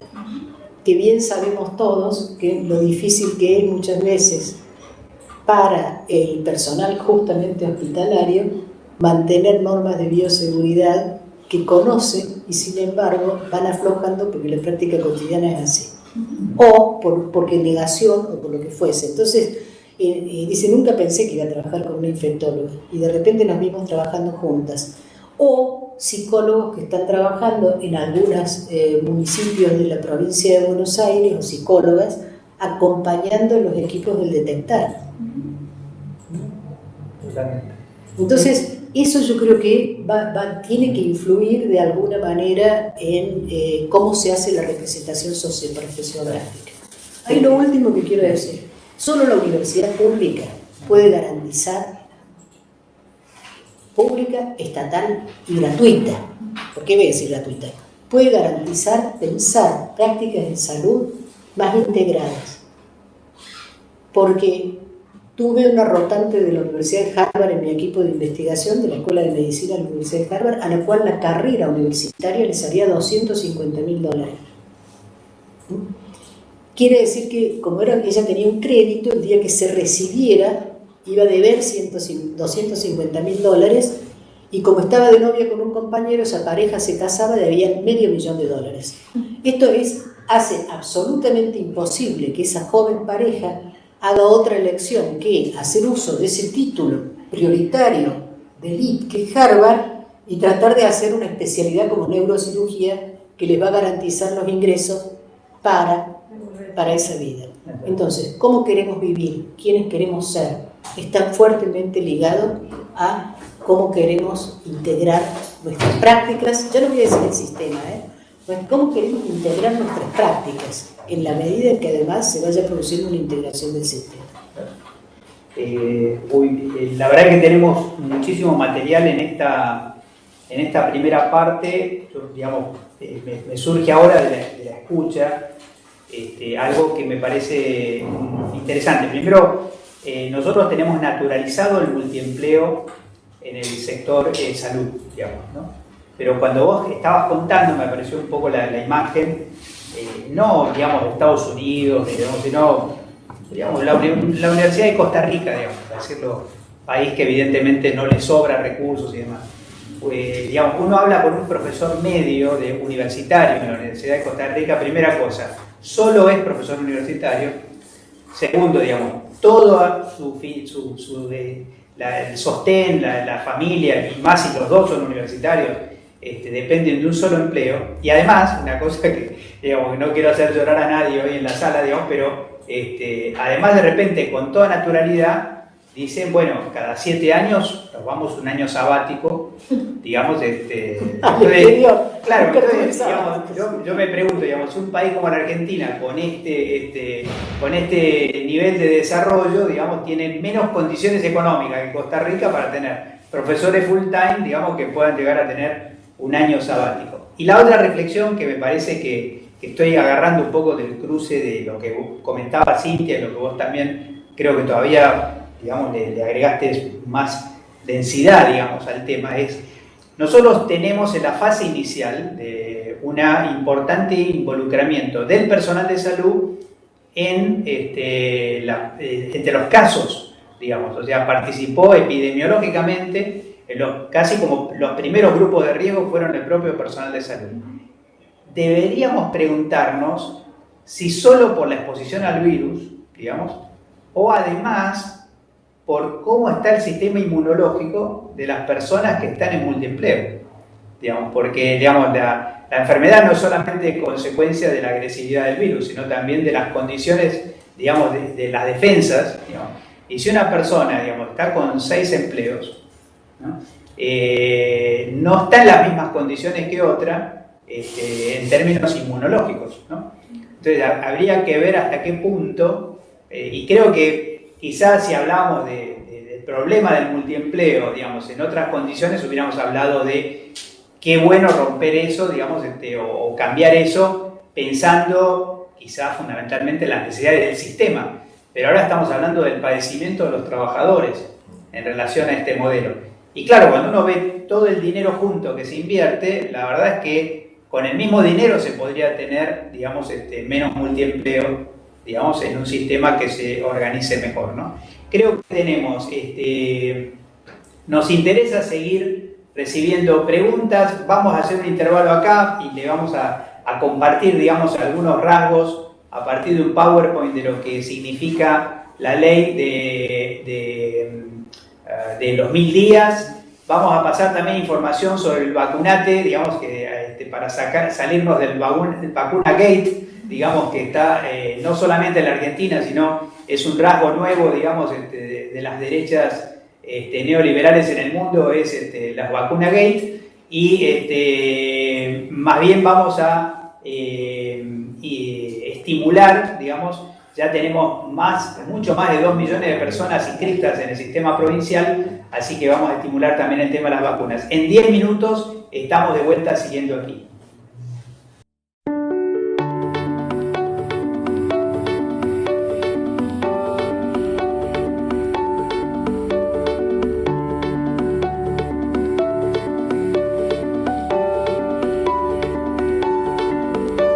Tomamos desde aquí, estamos un poquito atrasados hoy porque la verdad por la riqueza de los intercambios. Tenemos algunas intervenciones. Alejandra Cherbo, un gran saludo para Alejandra desde Rosario, nos dice 3.300 ingresantes, calculo que en enfermería, que era lo que veníamos hablando en ese momento. También nos preguntan sobre un proyecto de tecnicatura en salud comunitaria. Está casi literalmente al salir. Hemos estado trabajando todo el verano, digamos, sobre este tema. Tenemos el compromiso de tratar de, tanto de educación como de nosotros, sabe que sale conveniado una tecnicatura en salud comunitaria, que es un título que aprueba educación en la provincia, como todas las tecnicaturas. Pero hemos estado trabajando fuertemente en este tema. En Junín nos dice María Inés Marchettini, tanto en universidad como en tecnicaturas, inscripciones con aumentos importantes. O sea, Rosario, Junín. Mariano nos dice, en Cava, luego del desconcierto inicial de todos los centros de salud, los residentes siguieron sosteniendo el sistema de atención a los hospitales. Problema de estos días, se tomaron vacaciones los profesionales de planta de todos los servicios y quedó aún más a cargo de los residentes el seguimiento de pacientes de todos los niveles de complejidad. Digamos, suele suceder. María Fabiana nos dice, hola, pienso que la página del Ministerio, en el apartado de capacitación, casi no se encuentra información en relación a docencia de prácticas de pregrado de las carreras de salud. Tomamos la intervención, literalmente hablando, estamos pensando, digamos, en modificaciones importantes de la página, digamos, de lo que hace a toda el área de capacitación, así que gracias por la inquietud. Casi toda la información está relacionada a residencias también, exactamente. Quizás lo único que está inclinando un poquito la balanza es nuestro canal de YouTube, que te recomendaría darle una mirada, que es un poquito más abierto, pero tenemos que mejorar mucho esta página, que es de todo el Ministerio, naturalmente. En cada especialidad, en los centros de formación hay servicios que le dan marco y contención a las residencias, pero la medicina general siempre es huérfano, nos dice Ricardo Sayar, también lo saludamos a Ricardo desde Junín. Virginia López Casariego nos dice, hay un texto de Foucault donde plantea cómo lo disciplinario es un medio para, pero también, o más bien un fin en sí mismo. Me parece aporta a pensar la militarización, información y proceso de cuidado en salud. Gracias, Virginia. Efectivamente, creo que hay ahí un tema de microfísica del poder, por decirlo gráficamente, que no conseguimos. También se conecta con el elite. Es curioso el tema de que parece que vos, si aceptás maltratos, estás probando lealtad a la nueva corporación a la que te incorporás, digamos, ¿no? Aceptás y das. Es más, cuanto más elitista es la especialidad, más violencia interna tiene. Así que es probable que esto coincida. Sobre multiempleo, Patricia Sáenz nos dice, hay experiencia en Río Negro. Carlos López nos dice, hay experiencia en Tierra del Fuego. O sea que el multiempleo también nuevamente no sería la reforma agraria, por decir así, sino que parece que hay provincias que lo tienen y no han estallado, digamos, así que probablemente, digamos, al revés, perdón, dedicación exclusiva parece que es algo que, digamos, las provincias pueden sostener, digamos, y hay experiencias en el país suficiente como para ver esto. Así todo, por ejemplo, por un conocimiento personal, Tierra del Fuego, con dedicación exclusiva y todo, tiene enormes problemas para la erradicación de profesionales, tiene altísima rotación, ¿no? María Fabiana también nos dice, pienso que para mejorar esta situación de fragmentación, el sistema de salud debería modificar el escalonamiento en el sistema, con escalafones salariales acordes a la formación y responsabilidad asumidas, y no que los años de ejercicio sea el gran diferenciador salarial. Este sistema no promueve ni la formación ni la responsabilidad, no solo de las responsabilidades asumidas, sino de los resultados alcanzados. Fantástico que nos abras, María Fabiana, el tema quizá un poquito implícito, que es el de carrera. Digamos, así todo, la antigüedad en el sector salud pesa mucho menos que en el sector universitario. En el sector universitario la antigüedad puede llegar a duplicarte el sueldo, digamos, en el sector de salud es el peso de la antigüedad en los salariales bastante bajo, pero creo que te está refiriendo a una implícito que es el de carrera profesional en salud, que nos parece, digamos, definitivamente que sería tal vez uno de las grandes deudas que tenemos para adelante cuando uno dice, digamos, voy a dedicar mi vida, digamos, a esta institución. No es solamente cuáles son las condiciones de ingreso, sino también qué carrera hago, digamos, adentro de una institución. Volvemos entonces a pedirle a Alicia que nos abra esta segunda ronda, digamos, que es un poquito más corta, sobre hacia dónde debería o podría ir el sistema de salud de la Argentina para ser un sistema más integrado. Sí, hay un momento en que se empieza a profundizar la desintegración del sistema de salud argentino, que vos, Mario, conocés bien, que es a partir de 1956, cuando con una asesoría por primera vez del OPS se empieza a fragmentar, se empieza a descentralizar el sistema de distintas maneras, y esto culmina en los 90, digamos, ¿no? Y simultáneamente en educación pasó lo mismo, ¿no? En algún momento la formación, por ejemplo, de maestros y profesores era nacional, y había quedado así desde el origen del sistema en sí mismo en el siglo XIX, la formación, las maestras normales nacionales, digamos, ¿no? Y los profesorados nacionales de los magisterios normales nacionales, y todo eso se va cada vez más. En un punto, el asunto es cómo equilibrar la particularidad de las necesidades regionales en un país federal y la necesidad de uniformidad de derechos del total de la población en términos de salud, educación y necesidades básicas. El planteo que no se termina de resolver cuando vemos que, por ejemplo, en este momento la diferencia entre acceso a la vacuna en 1,5 kilómetros entre Ciudad de Buenos Aires y Provincia de Buenos Aires para las personas que entrarían dentro del riesgo de enfermar o de morir por edad es de 10 años. O sea que acá es 70 y allá es 80, ¿no? Entonces queda como planteado el pasaje, todo ¿no? El pasaje de cruzar la General Paz modifica un derecho en 10 años, ¿no? Es una cosa muy extraña para suceder en un país, y es una responsabilidad prácticamente del conjunto de la sociedad que las políticas integren eso.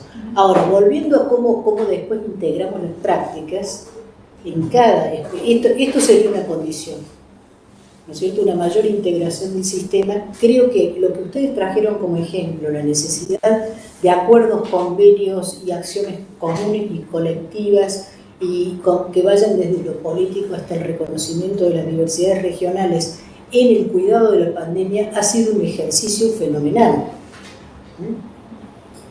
Porque lo vimos en el mismo momento en que se planteó la ASPO, que había gente que me llamaba de la Patagonia y me decía, pero nosotros tenemos personas que viven en el medio del campo, también no pueden salir de la casa. No es así, pueden salir de la casa. Entonces después hemos estado haciendo un ejercicio, así como los profesores universitarios, de golpe, aprendimos a dar clases por Zoom y a tomar exámenes por plataforma, qué sé yo quiero decir que para toda la gestión, para bien o para mal, se aprendió a tratar de articular así una política global con la necesidad local, que es lo mismo que pasa cuando uno se plantea prácticamente en cada caso por caso, cómo tiene que articular los principios y las teorías generales con la singularidad de esta persona, de su cuerpo, de su subjetividad, de su historia, ¿no? Entonces, a mí me parece que para el futuro, y dependiendo de cómo se juegue esto, porque reconozcamos que además no se llega a un sistema de salud fragmentado y segmentado por accidente, se llega por operación de fuerzas, de intereses y de fuerzas y de actores que al irse fragmentando entran, se potencian y después son muy difíciles de modificar. Veamos el caso de Chile, cuánto le costó, por ejemplo, a la presidenta Bachelet, como logro, incorporar dentro de la cobertura de las aseguradoras de la ISAPRE chilena 2 o 3 enfermedades que no formaban parte de ello. O modificar ese sistema de que el contrato de la ISAPRE era anual y si la persona en el medio adquiría una enfermedad catastrófica, cuando se terminaba el contrato no se lo renovaban, o sea, pagó 20 años y alguna de esas cosas, pero ¿es por qué? Porque al crearse la ISAPRE se crearon actores potentes. Entonces, estamos hablando de actores potentes. Eso sería macro, pero nosotros pensando en nuestras prácticas cotidianas, es como vemos permanentemente. Ustedes hablaban de la violencia en los servicios, ¿no? Recientemente me tocó intervenir por un pedido de una dirección del Ministerio de Salud que preside la licenciada Candela Cabrera, que tiene que ver con género, con cuidado de género, por la ley Micaela, y un trabajo articulado por el Ministerio de Salud de la Nación, que era trabajar con los directores de hospitales, por ley Micaela, o sea, la cuestión de instruir en temas de género. Entonces, hablamos mucho con ellos de cómo estas cuestiones de violencia de género aparecen dentro de las prácticas hospitalarias, no solo con las pacientes, para lo cual tenemos un plexo, desde los derechos de los pacientes hasta la violencia obstétrica, sino cómo aparecen también en el personal mismo, en las relaciones entre el personal mismo, desde el techo de cristal de algunas especialidades que no se pueden, difícilmente atraviesan las mujeres, hasta abusos y situaciones de abuso por distribución de cargos, etc. Todo lo que pasa dentro de ese paquete. Entonces, la feminización del trabajo en salud no tendría que tener la consecuencia que tiene a nivel mundial, porque ese es un fenómeno mundial, dicho sea de paso, que inauguró Rusia, ¿no?, con la feminización de la carrera de medicina. Pero no tendría que tener como resultado, por ejemplo, el deterioro salarial y de condiciones de trabajo que acompaña a la feminización de cualquier trabajo, sino tendría que ser al revés, introducir desde la lógica del movimiento de mujeres, desde la lógica de lo femenino en el sentido de actor social que está apareciendo, no de las mujeres individuales, ese concepto relacionado al cuidado, a la puesta en juego del cuidado, que tiene que estar en el corazón de todas las prácticas de salud. Y ese concepto ligado al cuidado es un concepto simultáneamente ligado a la vida y por lo tanto no reconoce fragmentos, parcelas, etc. Reconoce una continuidad permanente entre lo que se hace dentro de un hospital y cómo transcurre la vida de las personas, ¿no? Y una fuerte participación activa y de derechos de cada uno de sus actores. Creo que eso es, si algo tenemos que digamos, si una crisis es una oportunidad, como dicen, la oportunidad que nos abre esta crisis es justamente potenciar eso que está contenido ya en lo que hacemos cada una y cada uno de nosotros en nuestras prácticas, ¿no? Yo tenía, escuchándote, Alicia, sobre todo remitiendo al tema de lo que alguna vez llamamos las bombas de fragmentación, digamos. Este no es un sistema fragmentado, sino es un sistema que ha sido activamente fragmentado, intencionadamente fragmentado, porque la Argentina tuvo un sistema extenso, no vamos a decir único, la época de Carrillo, y todo el mundo piensa, digamos, en esa etapa que en muchos sentidos es irrepetible, pero que deja muchas marcas, ¿no? Carlos Matus tiene una explicación, que él sabe que la dio para salud, pero la pensaba para otras cosas, porque, digamos, tenemos un sistema fragmentado en la superficie y conectado por abajo, porque el multiempleo es un conector, digamos. Entonces, quizá, y un conector ambiguo, digamos, porque, por ejemplo, uno dice, si vos tuvieras un profesor de clínica, digamos, dedicación exclusiva a la docencia, con el tiempo perdería experiencia como clínico, ¿no? O sea, que, digamos, hay aspectos del multiempleo que hay que mirarlos en su ambigüedad. Recién hablamos de sufrimiento. Ahora, vamos a hablar en términos estratégicos, porque es un poco el aporte de Matus. Dice, cuando una persona, o sea, es estratégico tener personas que estén, digamos, en dos espacios, porque estructuralmente va a tratar de impedir, digamos, que se distancien uno del otro, simplemente porque tiene un pie en cada piedra. O sea, ¿quién tiene un pie en cada piedra que quisiera que las piedras se separen, digamos, ¿no? O sea que es estructural, digamos, algunos dicen, de ahí surge porque, por ejemplo, literalmente hablando, ¿por qué el Opus Dei hizo tanta lobby para tener ministros de salud en América Latina, digamos, ¿no? Evidentemente porque, digamos, si un profesional de salud está al mismo tiempo, digamos, en salud y en la iglesia, va a trabajar para que los intereses de ambas instituciones, digamos, no se tensen, digamos, ¿no? Ahora que tenemos una ley de IBE, digamos, nos damos cuenta para qué servía tener ministros de salud muy cercanos a la iglesia. Cuando nosotros tenemos multiempleo, podemos decir, la principal garantía para que el sector público no pase de cierto nivel de calidad y de eficacia es el propio multiempleo. O sea, en los lugares pequeños esto se ve mucho más claro, digamos, ¿no? Desde nosotros tenemos, en la Argentina tenemos lugares donde, el director del hospital es el dueño de la principal clínica, ¿no? Digamos, está claro que no necesita ese trabajo, digamos, de director de hospital. Pero ¿por qué está de director de hospital? No me conteste ahora, digamos, pero todos ya nos dimos cuenta. Entonces, hay un problema estructural, yo lo digo de una manera, si se quiere, un poquito salvaje, digamos, pero a lo mejor es gráfico. Cuando uno dice sistema integrado de salud y demás, piensa en no sé, quieren estatizar todo, digamos. No, la verdad que yo en lo personal no, digamos, ¿no? Pero, digamos, lo que sí le diría es que yo pienso el sector público como si fuera aerolíneas, digamos. Yo no quiero que aerolíneas tenga monopolio, digamos, ¿no? Pero quiero que sea una empresa estatal fuerte. Para eso, entre otras cosas, no podría tener personal en aerolíneas con la camiseta de aerolíneas y al mismo tiempo fueran operarios de LAN, ¿no? O fueran operarios de Lufthansa o de American, ¿no? En cambio nosotros, digamos, nos está costando mucho tener en el sector público, culturalmente, predominantemente, cultura de apego al sector público, ¿no? O sea, tenemos, digamos, lamentablemente, algunas pequeñas evidencias, especialmente de algunas especialidades, yo diría casi con desdén, digamos, trabajan en el sector público. Creo que hoy de anestesistas no íbamos a hablar, pero, digamos, uno podría decir, digamos, casi parece que, digamos, te voy a hacer un favor, digamos, ¿no? Entonces, digamos, es muy difícil pelear cuando uno dice compitan, si además te dice compitan, pero con un brazo atado y con los ojos tapados, ¿no? O sea, hay algo, me parece ahí, que nosotros tenemos que empezar a pensar, que no es una posición, digamos, extrema, o, digamos, pero podríamos decir, este es uno de los sectores donde se ve más naturalizado, digamos, el tema de estar de los dos lados del mostrador, digamos, ¿no?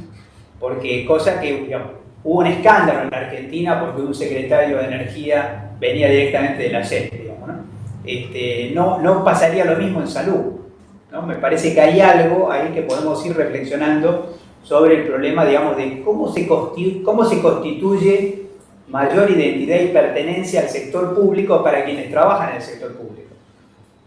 La dedicación parece un tema importante, pero también, digamos, hay otros mecanismos, otras lógicas que me parece, para pensar para adelante, fortalecer el sector público es un componente integral de un sistema más articulado, digamos. No es contra el sector privado, pero claramente sí es a favor de tener, digamos, subsectores fuertes, digamos, ¿no?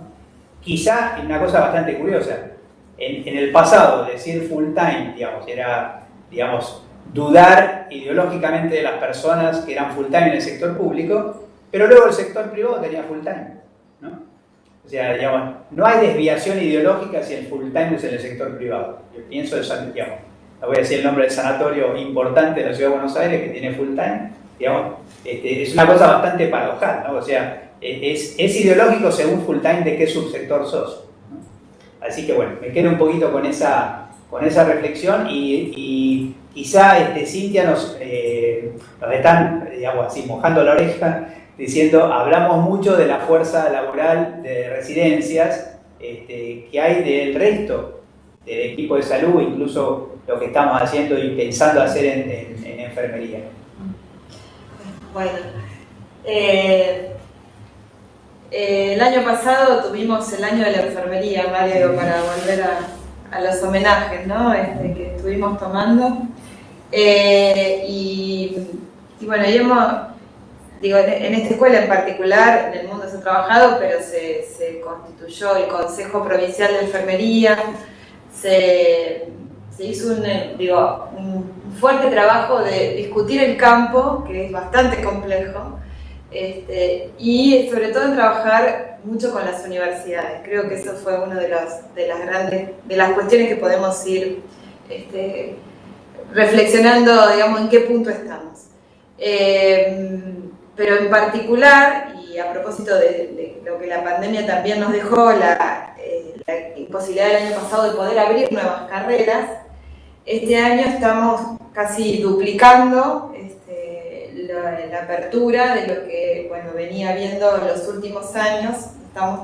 Vamos a relanzar nuestro programa de enfermería, abriendo unas 63 carreras entre carreras técnicas y postítulos de enfermería.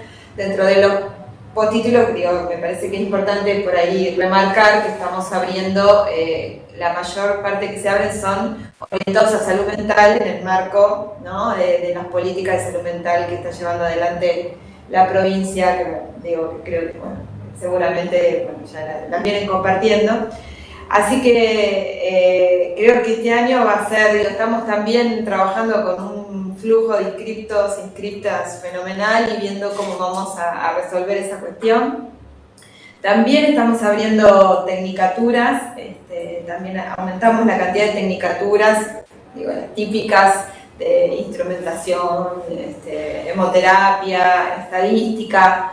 La estadística nos ha hecho también un planteo, a punto de partida de la pandemia, y el manejo de la información y los datos y la profesionalización de este perfil profesional que generalmente era una persona en los servicios anotando, cargando un Excel, llenando planillitas. Los únicos que pudieron egresar este año, el año pasado, fueron los egresados de las carreras de estadística que pudieron terminar el campo de las prácticas, ¿no? Con el resto estamos trabajando ahora.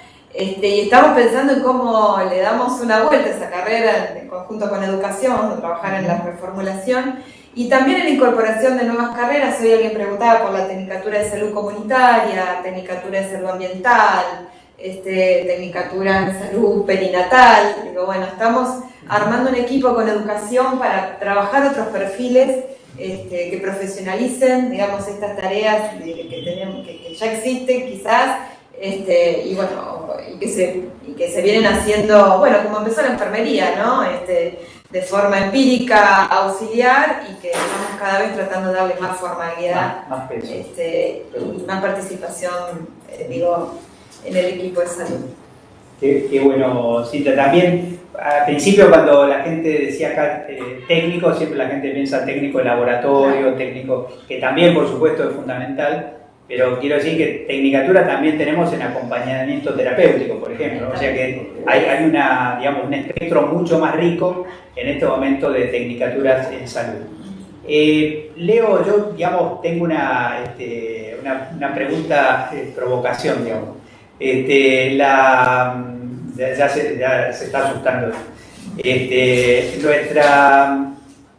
Cuando nosotros empezamos en el foro de facultades y escuelas públicas de medicina, una de las cosas que nos divirtió mucho como línea de pensamiento era cuando decíamos, el profesional que el país necesita. Pero claro, cuando uno piensa, desde que pensás una carrera hasta que tenés graduados, pasan 10 años, entonces la pregunta correcta sería el profesional que el país va a necesitar, ¿no? En ese marco te quería preguntar, parado frente a pensar, una nueva carrera de medicina, ¿qué te parece que serían nuevos rasgos que la pandemia nos enseñó que debe ser parte de la nueva formación, o de las nuevas propuestas?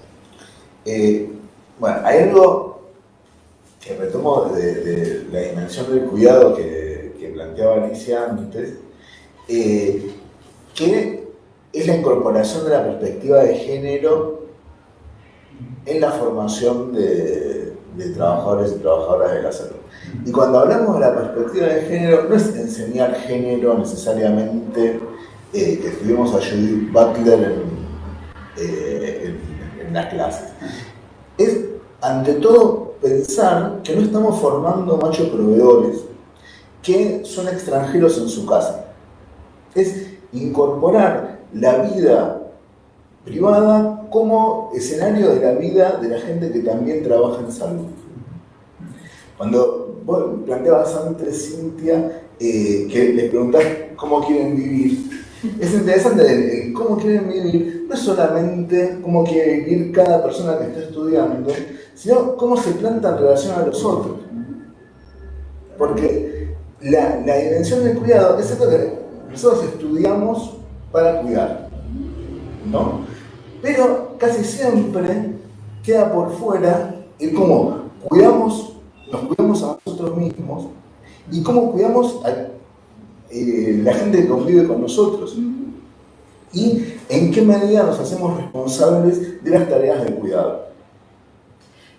Hay un estudio de género y salud que demuestra que las mujeres tienen una carga laboral de 3-4 horas promedio por encima del médico, estoy hablando de médicos, hombre, con las tareas de cuidado, además en la casa, ¿no? Claro. Y es algo que no tenemos presente a la hora de formarnos.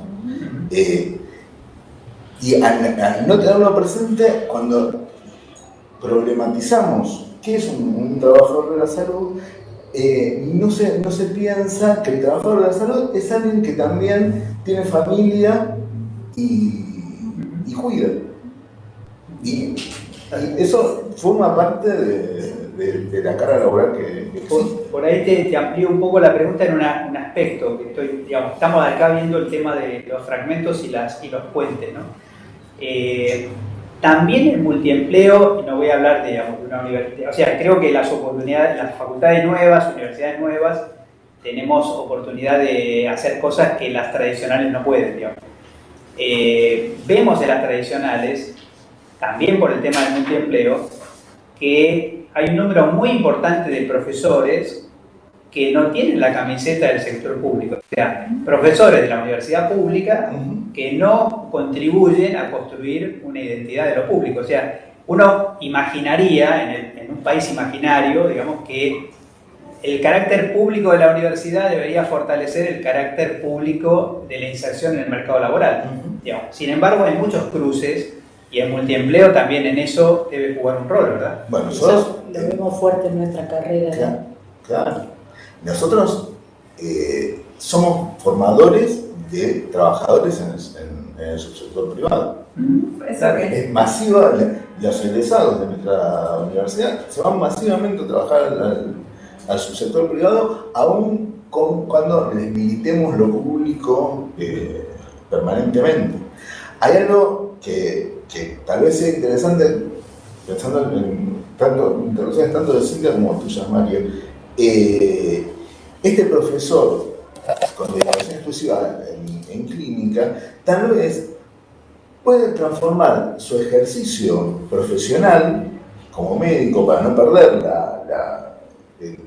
la gimnasia de la clínica como parte de su cargo de profesor, ¿no? O de profesora. Como Brasil, como de hecho también pasa en los hospitales universitarios acá. Ahora, otro desafío que tenemos desde las universidades es algo que tiene que ver con lo que planteaba Cintia antes. Si nosotros, además de pensar en hospitales universitarios, empezamos a pensar en CAPS universitarios, cambian. Y no solamente en los trabajadores de la salud que van a venir, sino en cómo nosotros estamos prestigiando ya el primer nivel de atención, que es una de las cosas que consideramos que hay que priorizar. Y otra cosa que tal vez sea interesante es no solamente la integración horizontal, que tal vez en la universidad se puede pensar en la formación interprofesional de grado, sino también la integración prospectiva, pensando en cómo articula la formación de grado con la formación de posgrado en relación a las necesidades concretas del sistema sanitario. Algo que también me apareció como un ejercicio recurrente en el foro de facultades públicas es, por ejemplo, que la práctica final obligatoria se pueda acreditar como parte, por ejemplo, de una residencia de medicina general. Es una vueltita que empezó con Mario, siguió y... Siempre hemos pensado la práctica final obligatoria como el R0, digamos, pero quizá hay una cosa, digamos, la primera cosa que yo tengo que decir en este momento es que creo que claramente este tema que hemos abierto hoy desbordó los tiempos. En los otros temas relativamente pudimos envasar el tema en el tiempo. En este momento yo tengo mucha sensación de que esta conversación recién empieza, digamos. Así que solamente quería mencionar algo que yo también mencionaba en las reuniones del foro de decanos, porque, digamos, juntar todos los decanos de las universidades públicas se tiene que poner en un lugar de decir, mira, digamos, país, universidad pública, gratuita, digamos. Después de eso la pregunta es cómo que quedan vacantes en las residencias, ¿no? Primera cosa. Y una especie de, yo siento así, digamos, una especie de mojada de oreja extra es el tema de que las que de alguna manera podrían ser las menos atractivas, de repente son llenadas por argentinos formados en la escuela latinoamericana, digamos, esta oferta que Cuba ha hecho tan generosa durante tantos años, pero son argentinos, digamos, o sea, no son, digamos, que vinieron médicos cubanos, digamos, o sea, quiere decir que el proceso de formación puede incidir sobre la elección de lugar de trabajo y la elección de especialidad, y es como una especie de espejo para decir, quizás no estamos haciendo lo suficiente, y creo que hay una pregunta sobre eso justamente. Creo que Georgina Bauer nos decía, me pregunto, ¿cómo puede ser que los profesionales que formamos en la universidad pública crean que es menos prestigioso trabajar en el sector público, ¿no?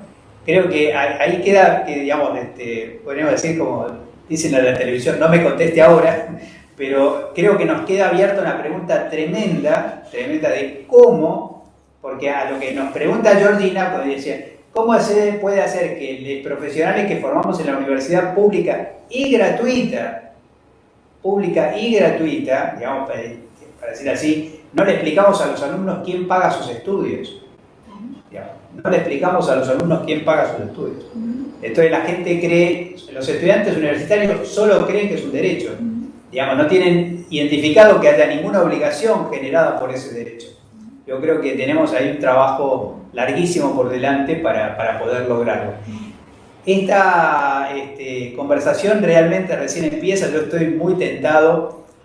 Claro, es muy difícil hacer un curso de verano en otoño, pero realmente lo que nos da la sensación de que no nos alcanzó el verano para poner todos los interesantísimos temas que para ir pensando el sistema de salud para adelante. Como ustedes ven, este no es un curso de recetas, digamos, es un curso de abrir debates, de abrir preocupaciones, y sin lugar a duda el tema de la fuerza laboral en salud pasa a ser un tema de primerísimo orden. Casi, estoy seguro, digamos, que casi todos nosotros nos quedamos con la idea de que, digamos, lo que no dije, digamos, ¿no?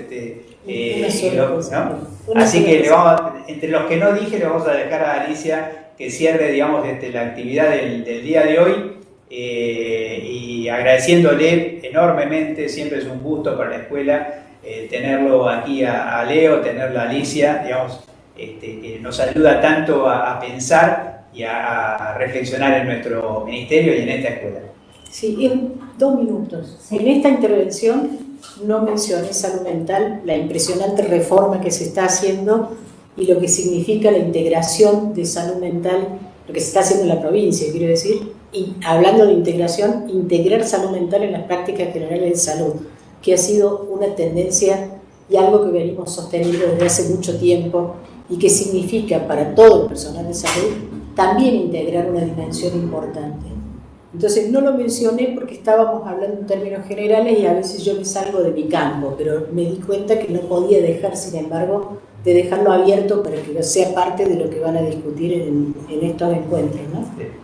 Muchísimas gracias, Alicia. Yo no quiero, no sé si va a sonar como elogio o como no elogio, pero digamos, algo así como hables de lo que hables, la gente no deja de pensarte en salud mental, digamos, y además creo que es un mensaje muy fuerte, digamos, también que la salud mental no se la piense como un compartimento estanco, digamos. Hoy vamos a hablar de salud mental, sino, digamos, esta cada vez mayor interpenetración, digamos, entre todo lo que la salud mental nos ayuda para deconstruir el sistema de salud. Así que, digamos, que reforzamos todavía, digamos, el valor de ese mensaje. No sé si digamos, creo que ya no tenemos más tiempo, tenemos muchas más preguntas ahora que las que teníamos en la primera parte, no hemos podido dar respuesta dentro de este tiempo, pero como habíamos dicho, nosotros seguimos sistematizando las respuestas, preparando las respuestas para los futuros encuentros o las preguntas que ustedes nos mandan, y además queríamos señalar que entre encuentro y encuentro ustedes tienen abierto un mail que se llama, que lleva el nombre Curso de Verano 2021, con números, Curso de Verano 2021, .ff de Floreal Ferrara, @gmail.com. Curso de verano 2021.ff@gmail.com. Contamos nosotros con un asesoramiento permanente, digamos, de Alicia y de Leo, digamos, de tal manera que las preguntas que recibimos se las vamos a circular y vamos a tener la posibilidad de quizás de comentarles algunas reflexiones en el próximo encuentro. Quiero mencionar que para el próximo encuentro ya tenemos confirmado la presencia de Eduardo Pérez del PAMI, digamos, trabajando en el Instituto Nacional de Servicios Sociales de Jubilados y Pensionados, más fácil decir PAMI, y también la de Homero Giles, digamos, que es presidente, digamos, del IOMA, porque, claro, la integración del sistema nos interesa muchísimo conversar en general sobre esto, y lecciones de la pandemia, no solamente los afiliados de obras sociales en general, sino en particular, digamos, las personas mayores, que han sido los principales grupos, hemos sido los principales grupos vulnerables, digamos, en esta pandemia. Así que concretamente, digamos, invitamos a todos ustedes y a su vez los invitamos a que inviten a más personas, porque, insisto, el curso es de escuela abierta, digamos, cualquiera de las conversaciones puede ser interesante compartirlas. La próxima tiene que ver con la integración sector público, seguridad social en la pandemia. Con esto vamos a hablar con los máximos responsables del PAMI y del IOMA, además, digamos, el propio Ministerio de Salud de la provincia. Nos vemos exactamente el próximo jueves a las 11 horas por este mismo canal, y les agradecemos muchísimo la compañía, los mensajes que estamos recibiendo, y sabemos también que hay muchas personas que nos ven diferido, digamos. Recuerden que vamos a estar subiendo material en la plataforma que no es de un encuentro o de otro encuentro, sino para todo el debate sobre el sistema de salud de la Argentina. Muchísimas gracias, nos vemos el jueves.